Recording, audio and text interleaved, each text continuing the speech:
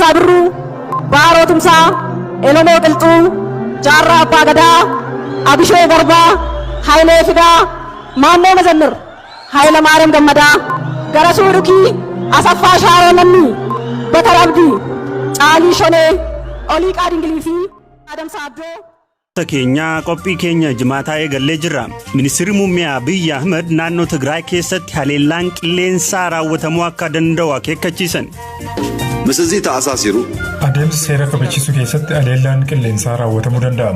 Namoonni nagaan walitti baay'atanii magaalota keessatti socho'uu akka xiqqeessitan isin hubachiisa. Taqannisu yihibbar. Waraanni naannoo qiraaqira akkamitti eegale waan jiraattotni jedhan qabna. Waraanni qaamolee lamaan kana gidduutti adeemsifamu Itoophiyaa fi naannoo gaanfa Afrikaa fi akkamii qaba? Dr. Awwalalu. Waraanni kuni bakka biraattis naannoo biraattis humnoonni adda addaa qawwee akka fudhatan inkareej gochuu danda'a. Waa'ee filannoo Ameerikaas isinitti. Ministeerri muummee Abiy Ahmed sa'a booda afaan Tigreen sabaa himaa biyyaalessaa irratti ibsa kennaniin naannoo Tigray keessatti haleellaan qilleensaa akka raawwatamu himan namootni nagaan of eeggannoo akka godhanis akeekkachiisan. Misizii taasisu adeemsa seera kabachiisuu keessatti haleellaan qilleensaa raawwatamuu danda'a. Haleellaan kun namoota nagaa irratti kan xiyyeeffate otoo hin taane humni inni hamaan naannolee to'atee jiru irratti kan xiyyeeffatedha. Haa ta'u malee balaan hin eegamne akka hin qaqqabneef namoonni nagaan walitti baay'atanii magaalota keessatti socho'uu akka xiqqeessitan isin hubachiisa. Taqannisu yihibbar.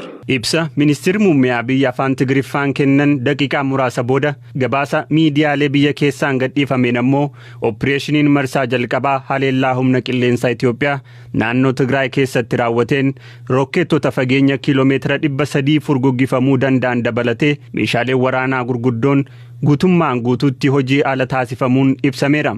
Gamatti PLFin fedhiin rokkeettota kana fayyadamuu waan tureef magaala Maqalee fi naannoo asheetti buufataalee kuusaa waraanaa gurguddoo irratti haleellaan akka raawwatamu murtaa'uus IBC'n gabaaseera. Ibsa garagalgalaa dhagahame kana irratti haleellaawwan qilleensaa kun yoom akka raawwataman hin ibsamne. Guyyaa kamisaa garagalgalaa haleellaan qilleensaa gaggeeffamu miidiyaaleen mootummaa Tigraayitti dhiyeenya qaban gabaasanii ka ture ta'us balaan qaqqabe hin beekamne. Gabaasaan BBC magaalaa Maqalee jiru guyyaa kaleessaa garagalgalaa xiyyaarri waraanaa samii magaalittii irratti mul'atteen alatti sagalee haleellaa qilleensaa akka hin dhageenye nuu gabaasee jira. Haleellaawwan qilleensaa kanaan rokkeettiiwwan naannoo magaalaa Maqalee jiran rukutamuus miidiyaa biyyaalessaarraa dhagahuu gabaaseera. Aangaan adda bilisa baasaa uummata Tigraay gameessa irraa garuu Maqaleerraa fageenya kiiloomeetira 98 irratti bakka Tanbeen Abiy jedhamutti si'a lama sagaleen xiyyaara waraanaa dhagahamuu odeeffachuullee gabaase. Oduudhuma wal fakkaatuun ministeerri muummee Abiy Ahmed har'a garagalgala afaan Amaaraatiin ibsa kennaniin opereeshiniin marsaa jalqabaa naannoo Tigray keessatti gaggeessan milkaa'aa akka ta'e ibsaniiru. በተለይ በዳንሻ ግንባር ያለውን ጠላት ሙሉ በሙሉ በመደምሰስ keessaafuu diina gama daanshaan jiru guutummaatti barbadeessuun naannicha kan to'anne hoggaa ta'u akkuma barbaachisummaa isaatti kallattii hundaanuu tarkaanfii ittaanu fudhachuun uummata keenyaaf kan ifa goonu ta'a. Haala haga ammaa jiruun karoora keenya marroo jalqabaa harka 100% milkaa'aa ta'uu ibsuun barbaada.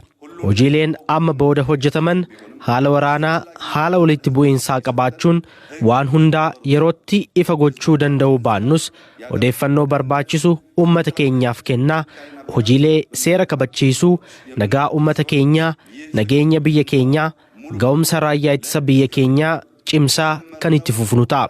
Murni kun guutummaan guututti haga seeratti dhiyaatu dulli ofii fi biyya ittisuu eegalle cimee kan itti fufu ta'uu ibsuun barbaada.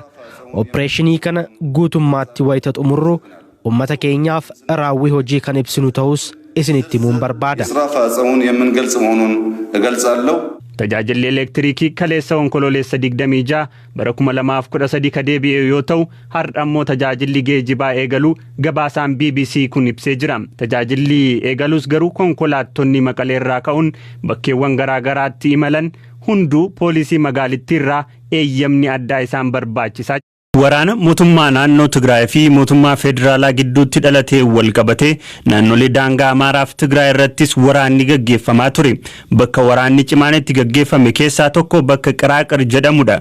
Jiraataan naannichaa ture tokko akkamiin waraanni kun akka eegale BBC'tti himeera.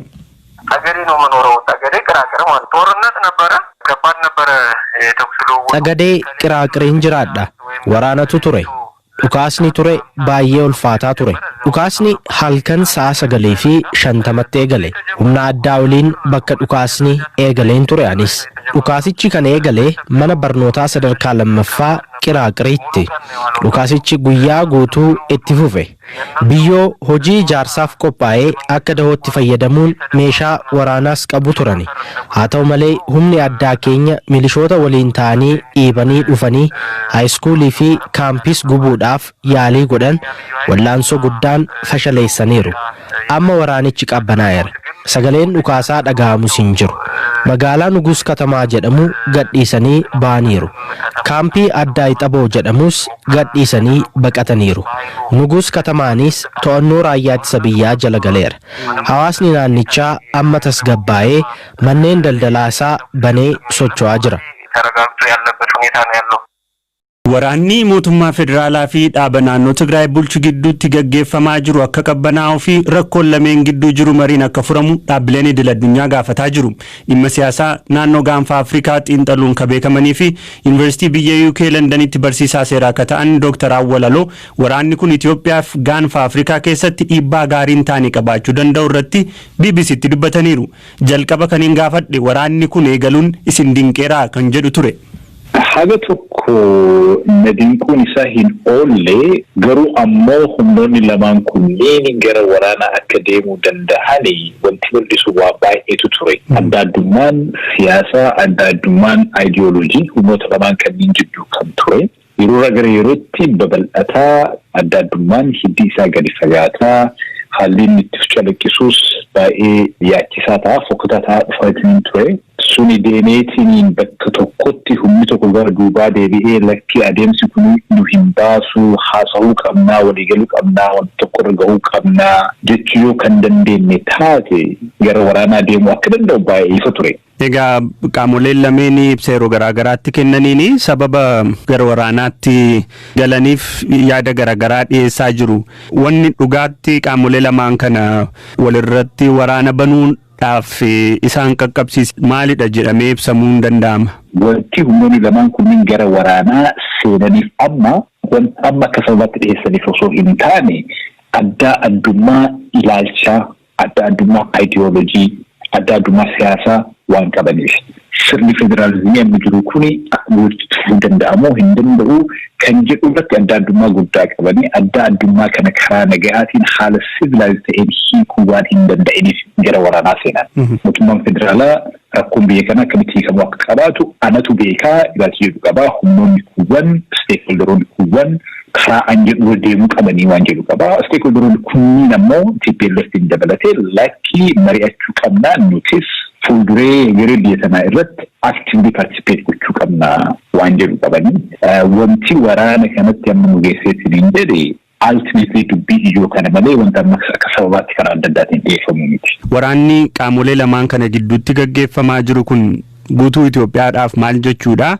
Hiikkaan inni gaanfa Afrikaa keessatti qabu hoo? Waraanni jalqabame kun yeroo dheeraaf itti fufuu danda'a. Mootummaan tokko gara tokkoon waraana osoo adeemsu ammoo gara biraatiin misoomas irratti hojjechuu hin danda'u. Gaafii dimokiraasii, gaafii haqaas deebisuu hin danda'u. Uummanni biyya sanii yeroo dheeraadhaaf gaafii haqaa, gaafii dimokiraasii, gaafii misoomaas gaafatatiin kan ture hin miidhama. Gaafii biraas iyyuu uummanni hin qabne hin miidhama. Mootummaa irratti dhiyeeffachuu waan dandeenyeef. Gaafa waraanni banameetiin hin jedhe mootummaan namoota gaafii nagahaa gaafatanillee akka diinaatti ilaaluu danda'a. Waraanni kuni bakka biraattis naannoo biraattis humnoonni adda addaa qawwee akka fudhatan inkareej gochuu danda'a. Hegerii Itoophiyaatiif baay'ee rakkisaadha jechuudha.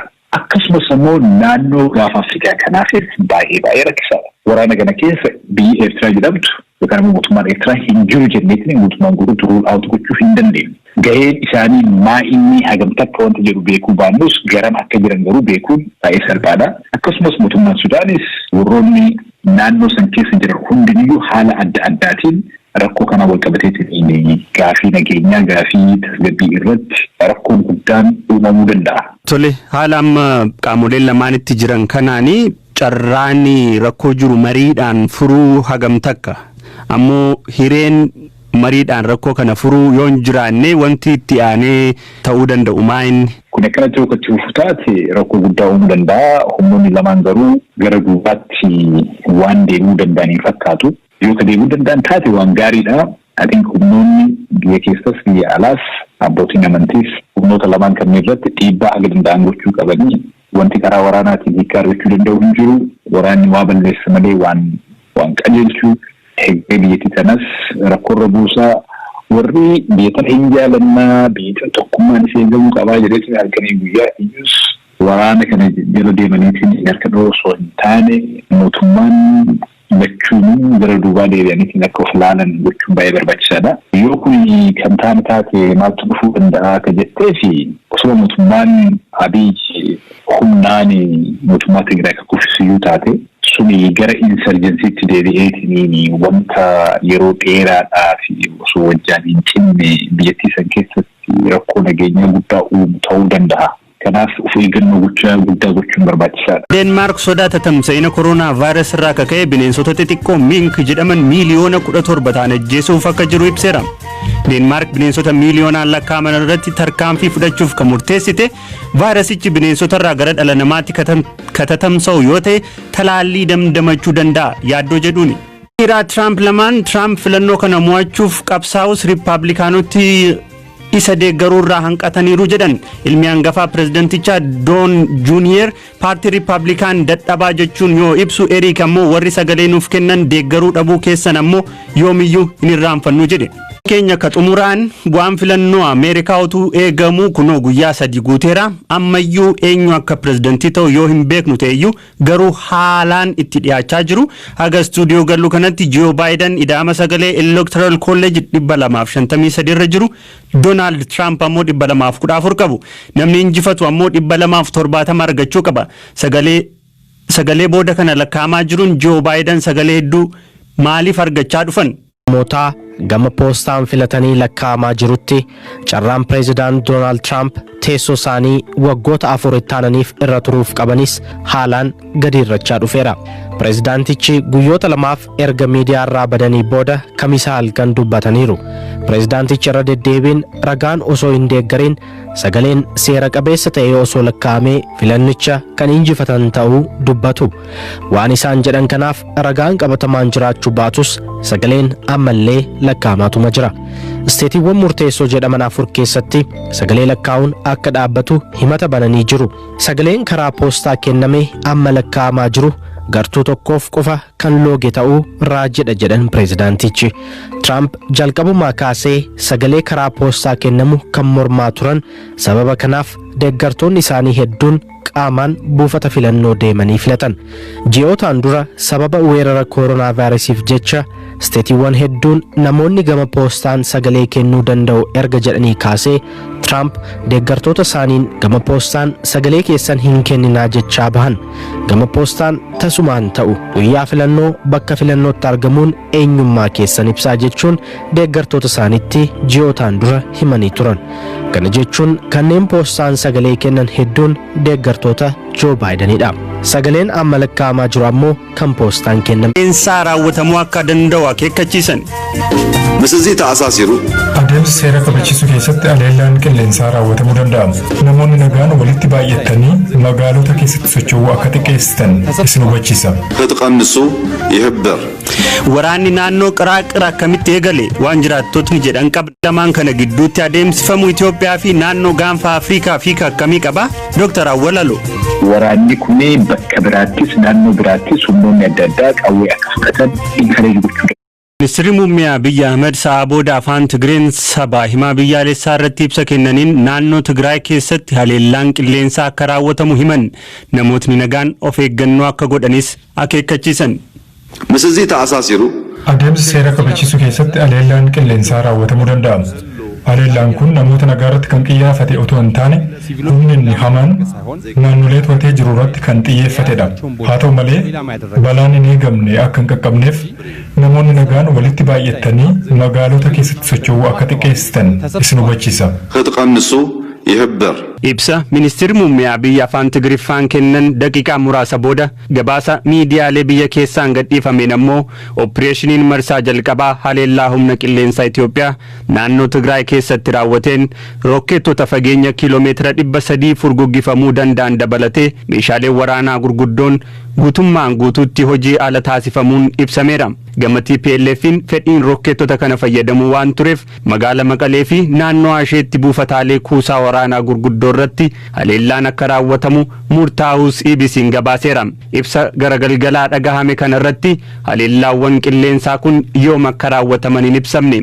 Guyyaa kamisaa garagalgalaa haleellaan qilleensaa gaggeeffamu miidiyaaleen mootummaa Tigraayitti dhiyeenya qaban gabaasanii ka ture ta'us balaan qaqqabe hin beekamne.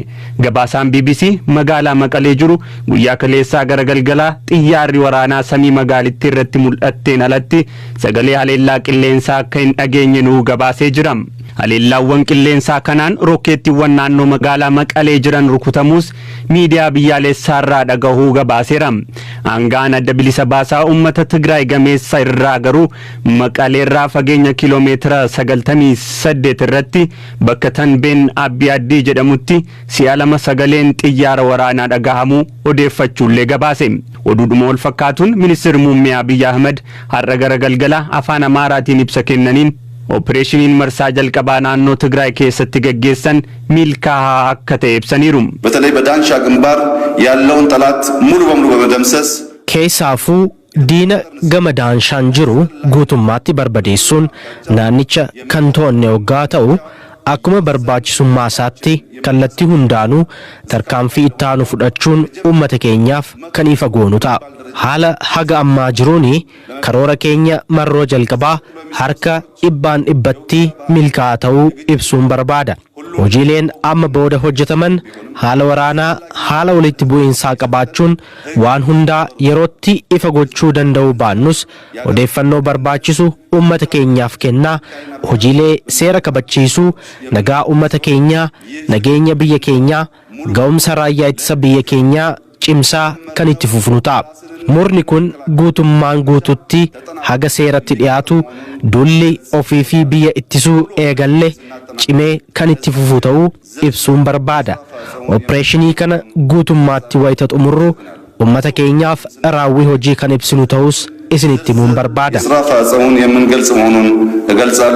Tajaajilli elektirikii kaleessa onkololeessa 26 bara 2013 ka deebi'e yoo ta'u har'a ammoo tajaajilli geejibaa eegaluu gabaasaan BBC kun ibsee jira. Tajaajilli eegaluus garuu konkolaattonni Maqaleerraa ka'uun bakkee waraana mootummaa naannoo Tigraay fi mootummaa federaalaa gidduutti dhalatee wal qabatee naannolee daangaa Amaaraa fi Tigraay irrattis waraanni gaggeeffamaa ture. Bakka waraanni cimaan itti gaggeeffame keessaa tokko bakka Qiraaqir jedhamudha. Jiraataan naannichaa ture tokko akkamiin waraanni kun akka eegale BBC'tti himeera.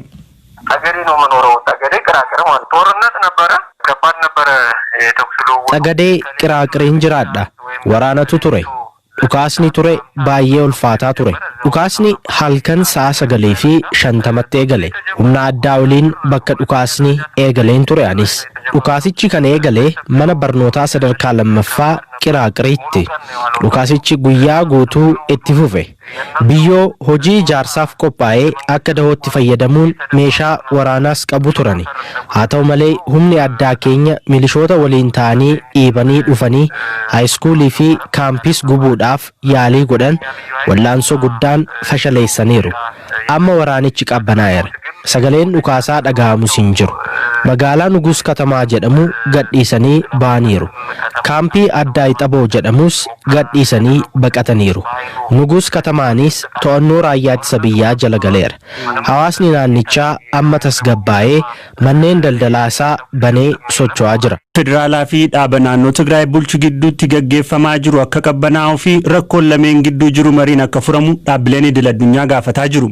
Dhimma siyaasaa naannoo gaanfa Afrikaa xiinxaluun ka beekamanii fi Yuunivarsiitii biyya UK Londanitti barsiisaa seeraa akka ta'an Dr. Awwalaloo waraanni kun Itoophiyaaf gaanfa Afrikaa keessatti dhiibbaa gaariin taane qabaachuu danda'u irratti BBC'tti dubbataniiru.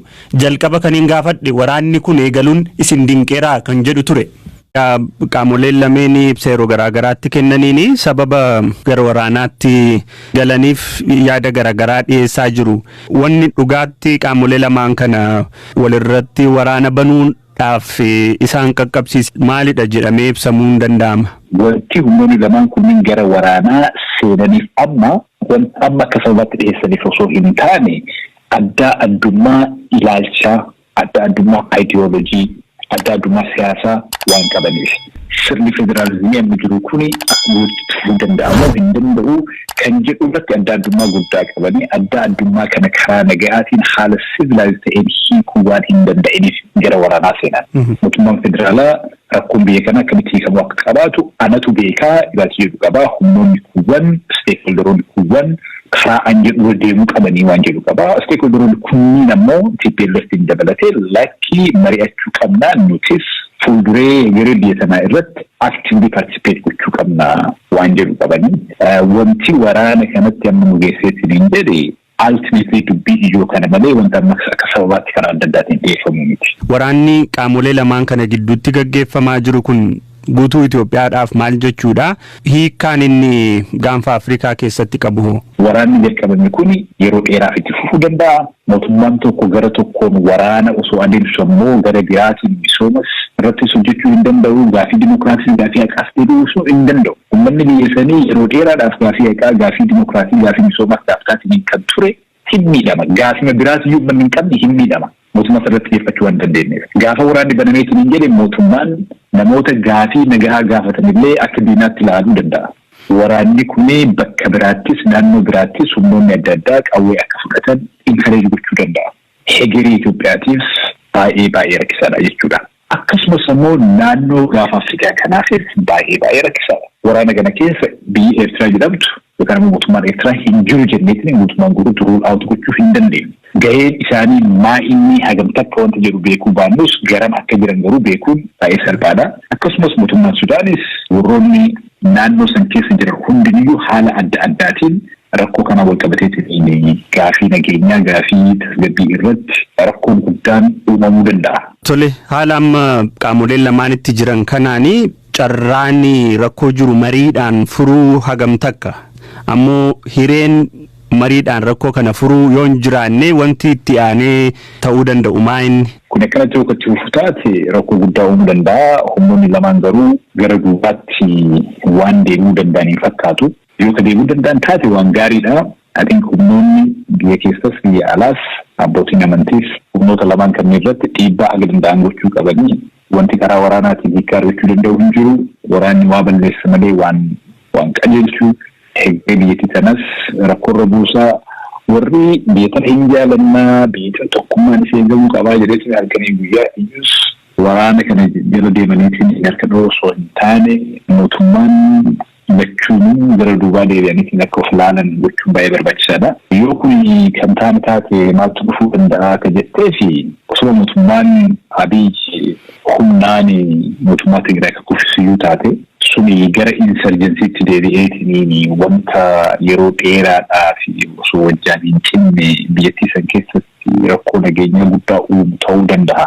Kanaaf of eeggannoo guddaa gochuun barbaachisaadha.